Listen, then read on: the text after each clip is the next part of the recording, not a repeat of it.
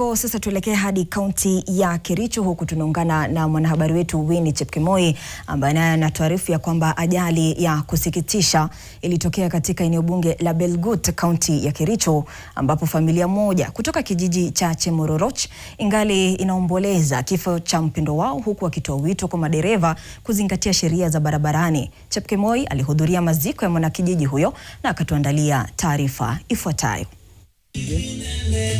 Kwa mujibu wa taarifa zilizotolewa na familia hiyo, marehemu aligongwa na gari la abiria matatu lililokuwa likiendeshwa kwa mwendo wa kasi kando ya barabara yenye shughuli nyingi ya Kericho Sosiot.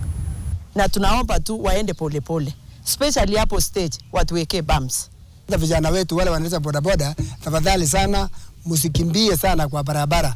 Ni ajali inayoibua wasiwasi kuhusu ongezeko la ajali zinazochangiwa na uendeshaji wa magari na wanabodaboda kwa uzembe, hususan katika barabara hiyo. Unajua wanajaribu kupata customers, wanakimbia lakini haoni gari lingine anakuja.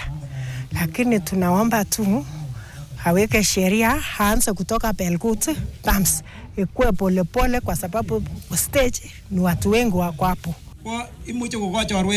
Familia hiyo sasa inatoa wito kwa mamlaka husika pamoja na madereva kuchukua hatua madhubuti kuhakikisha usalama wa watumizi wote wa barabara, wakisisitiza umuhimu wa kuzingatia sheria za trafiki ili kuepusha vifo vinavyoweza kuepukika.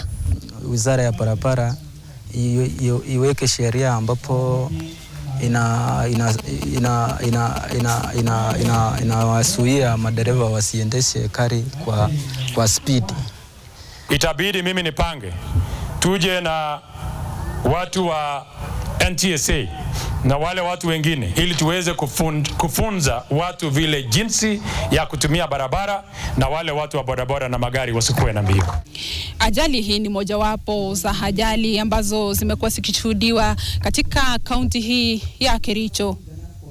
Nikiripotia NTV mashinani kutoka eneo la Belgut katika kaunti ya Kericho, langu jina ni Winnie Chepkemoi.